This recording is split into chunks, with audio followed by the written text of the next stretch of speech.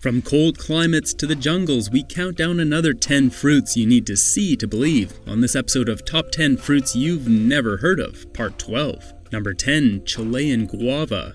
Indigenous to Chile, which should come as no surprise, the Chilean guava is also home to the southern regions of Argentina. Commonly and uncommonly, this fruit is also known as strawberry myrtle, ugniberry, myrtillas, Chilean guava, or Tassieberry. Tassieberry was named after Tasmania, after they started to be commercially produced there in the 1990s, and didn't think the name Chilean Guava was a great name for it to be marketed for sale, so they gave it their own name. Grown on a small evergreen shrub, this berry measures in at half an inch or 1 centimeter in size. Ripening in autumn, a fully ripe Chilean guava has the smell and taste of pineapple flowers and wild strawberry. The more ripe the Chilean guava is, the more pineapple taste is present. When firm and more unripe, they'll taste less sweet and have a sour element to them. This blueberry-sized fruit has a little hat on top that pops off like a little fruit toupee. They're used to make jam, jellies, and desserts in Chile, but go great in ice cream, smoothies, or just eaten raw. Not only used in sweet dishes, they pair well with savory foods as well. Hardy to 14 degrees Fahrenheit or minus 10 degrees Celsius, these berries can be grown in many places that experience snow, like in my front yard here in British Columbia, Canada. Offering a lot of fiber, vitamin C and K, they're a tasty, healthy addition to one's diet. Number 9, Korean melon. Believed to have originated in India and eventually made its way over to Korea, the Korean melon, Kama melon, Oriental melon, Japanese cantaloupe, or sun jewel is a small elliptical-shaped fruit. Regionally, the Korean melon is called tiangua in China, makwa in Japan, camo in Korea, cantaloupe de Japon in France, and darangan in Vietnam. The ideal location for this melon to grow is where it's from, North Gyeongsang Province, Korea. This drought-tolerant plant produces fruit that perishes quickly, around 1 week after being picked. While edible off the vine, it's best enjoyed chilled. The Korean melon tastes like a mix of pear, honeydew, cantaloupe, and a cucumber. Inside is full of white flesh and seeds. You'll want to peel this fruit just like any other melon, although some people eat the skin of the Korean melon. Not only eaten fresh, they're made into a pickle in Korea called kamojangji, added to salads, desserts, smoothies, and ice cream. They pair well with cucumber, berries, lychee, coconut milk, ginger, and mint. Available in late summer and fall, this highly hydrating fruit has 3/4 of its weight being liquid. Offering high amounts of vitamin A and C, the Korean melon is great for weight loss, being low in calories and high in fiber. It's a natural solution to constipation, lowers cholesterol levels, and promotes healthy bones. Number 8, Amla. This Indian gooseberry, emblic, or Amla as it's called, is a subtropical fruit native to India. This small round green fruit with translucent skin has 6 to 8 yellowish bands on the inside with a tough outer skin. Consumed and used in Ayurvedic medicine, they taste sour and bitter and full of juice. When I first found this fruit, I bit into it while walking down the street and started gasping and puckering my face as people walked past. Typically juiced and dried into powders that are capsulized, if eaten fresh, the bitter taste may be off-putting but can easily be offset with a pinch of salt. Soaking them in salt before consuming will reduce the bitterness. They're mildly astringent, with the center of the fruit having a hexagonal-shaped stone with 6 seeds inside. Traditionally, they're used in Indian chutneys, sweet and savory dishes, or pickled. A sweet preserve called Amla maraba is eaten on Indian flatbread, sometimes baked into tarts. Their juice is used to flavor vinegar and marmalades, presenting a significant source of a wide array of antioxidants, 20 times the vitamin C of an orange. There are plenty upsides to this less than desirably tasting fruit. Number 7, Cocodeur. Coming from a rare species of palm tree called the Cocodeur, this ultra-rare coconut is native to the Seychelles archipelago in the Indian Ocean. Many legends have been formed around this fruit as a result of them floating across the ocean and washing up on the shores of countries where they don't naturally grow, like the Maldives. Their suggestive shape and highly mysterious origin has propagated these legends, like growing on underwater trees, only to finally have the curtain pulled back on the mystery after the globalization of knowledge traveled across the earth. Any of the Cocodeur fruits found in the ocean aren't fertile and won't sprout, which if they did, the mystery would have been solved much earlier. The reason for this is the Cocodeur can't float, where the husk decomposes and falls off, releasing the nut inside. The gases inside will cause the bare nut to be lifted to the surface and eventually end up somewhere like the Maldives. Producing the largest seed in the plant kingdom, this fruit has separate male and female trees, unlike the other coconut palms. Also called the sea coconut or double coconut, the Cocodeur is the sole species in its family that grows on a palm up to 111 feet or 34 meters tall. With that said, the largest tree found was 186 feet or 56 meters tall. Good luck climbing that. This fruit holds 5 world records, with the most interesting being the largest wild fruit ever recorded at 92 pounds or 42 kilograms.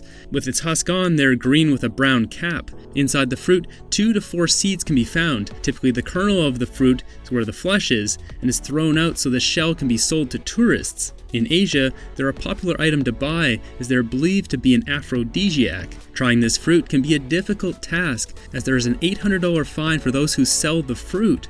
Only people who possess a tree on their own land are allowed to give away the fruits for tasting. The flesh inside is custard-like with an earthy taste with hints of citrus. If prepared in a traditional manner on the seashells, they'll be added to ice cream, mousse, flan, parfait, and even bread. Locals will harvest these nuts and keep them clean so they don't fester and get rotten. This goes the same for all you guys out there watching. This brings us to our sponsor, Manscaped.com. Guys, women don't want to be anywhere near a man who's got skunk funk coming from the junk. Manscaped.com is the only men's brand dedicated to below-the-waist grooming and hygiene. The Perfect Package 2.0, seen here, features the Lawnmower 2.0 waterproof manscaping trimmer, which is amazing by the way, with a powerful 6,000 RPM motor and ceramic blade head. Being replaceable, Manscaped gives you the option to get a replacement blade delivered to you every 3 months to keep things hygienic. Their skin-safe technology prevents nicks and snags. I mean, look at this. Have you ever seen nuts so smooth? The Perfect Package also comes with the Plow, the stainless steel double-edged single-blade safety razor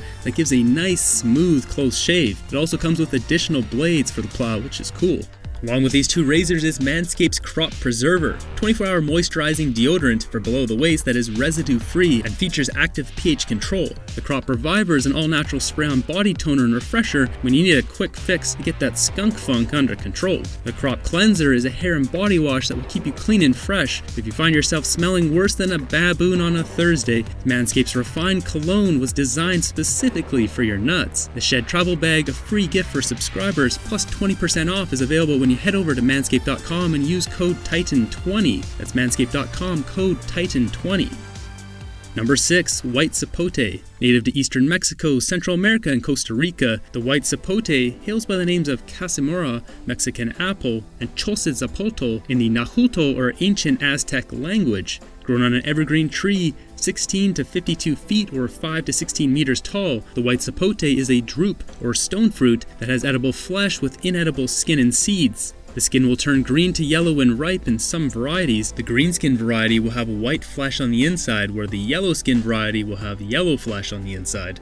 Depending on the ripeness, it'll taste anywhere from bland to a yummy mix of banana, peach, pear, and vanilla. With creamy white pulp and a texture similar to that of a ripe avocado, the seeds contain narcotic properties. Nahuatl, the Aztec name for this fruit, meaning sleep sapote, comes from the sleep-inducing poison compound from the leaves and seeds of the tree. The white sapote helps remove mucus from the body and curing a common cold. A potent source of phosphorus, calcium, and potassium makes this fruit great for building strong bones, and vitamin E is good for maintaining healthy skin. Number 5. Jumbo Blueberry. Grown in southeastern Georgia, United States, by Nature's Partner, this blueberry is known for their sweet flavor, crisp bite, and their obvious massive size.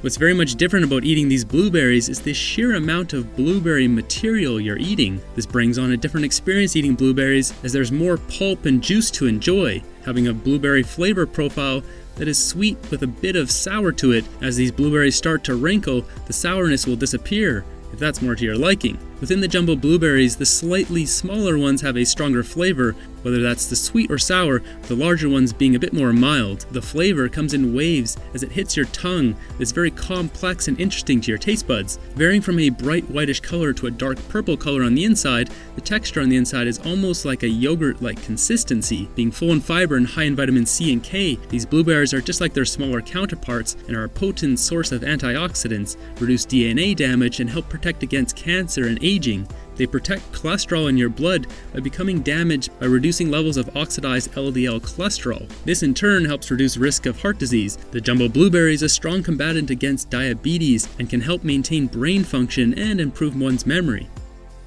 Number 4. Plumier Bromelia. This terrestrial bromelia that grows up to 10 feet or 3 meters tall produces an inflorescence or flower cluster that produces pinkish purple flowers that will develop an edible fruit. These juicy edible berries are covered with a brownish yellow husk that needs to be peeled off first. Traditionally, this fruit is used in a drink called atol de pina and eaten raw for their delicious sweet and sour taste. Usually uncommon fruits like this don't ship well, which is why no one has ever heard of them. But this isn't the case for the Plumier Bromelia, also called by their scientific name Bromelia caratas. They are now being considered as a crop for large-scale production. They can tolerate poor soil conditions and drought, making them an ideal crop to produce. Most commonly found today in Mexico, Colombia, Brazil, Caribbean, and Ecuador, the Bromelia caratas is an ancient food consumed by the Mayans, who also used it for its medicinal properties.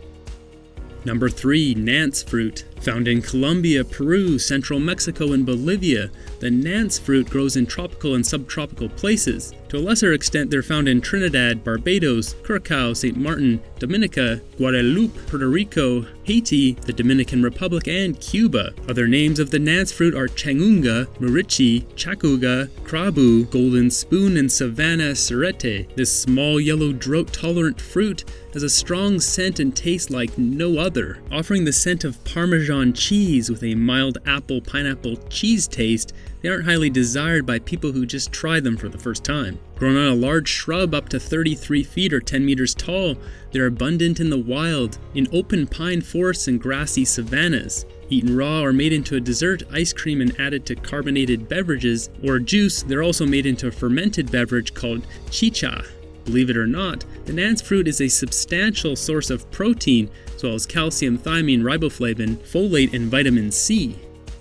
Number 2. Golden Honeydew. This smooth-skinned, bright yellow melon offers a delicious alternative to the common melon. Also called a golden cantaloupe and golden dew-licious, this 4 to 8 pound or 2 to 3.5 kilogram fruit tastes like a weird mix of a honeydew and a cantaloupe with some mystery sweet flavor to it. Having a whitish yellow flesh with an outer ring of green tinge, this melon has a nice slight aroma to it. They're more firm than a honeydew or cantaloupe, with a nice sweet taste when ripe, but will become bitter when overripe. Available in summer, the golden honeydew is typically eaten raw, sometimes added to soups and salads, smoothies, and cocktails. Providing a good source of vitamin C, B6, potassium, and fiber, healthy and happy taste buds are a result of eating this fruit. Number 1. Magnolia Fruit. Native to southeastern United States, the southern magnolia tree is a large tree up to 90 feet or 27.5 meters tall. They're typically cultivated in warmer climates for their immensely dense wood that is used to make furniture and pallets. A close relative of the pawpaw fruit, which we covered on Top 10 Fruits Part 3, the magnolia fruit is this red bean-like fruit. Developing in the springtime in a pine cone-like structure comprised of oval-shaped spiny protuberances, they will eventually dry out and open, revealing the red fruit. Within these little red fruits is a black seed that you'll want to remove before consuming. It'll take a bit of effort to split the berry open to get into that black seed. When the flowers are in bloom, a wonderful strong lemon scent will fill the air. The taste of the magnolia fruit is a strong sweet floral flavor. They're not typically eaten raw but pickled, or best enjoyed in a sweet and sour sauce or added to sweet desserts. While edible, these trees are sometimes grown as an ornamental tree or used for timber, but not commonly consumed. The bark of this tree is used medicinally to treat malaria, rheumatism, dysentery, diarrhea, and fevers. Have you heard of any of these fruits on this list? Which one do you want to try the most? Share your thoughts in the comments down below.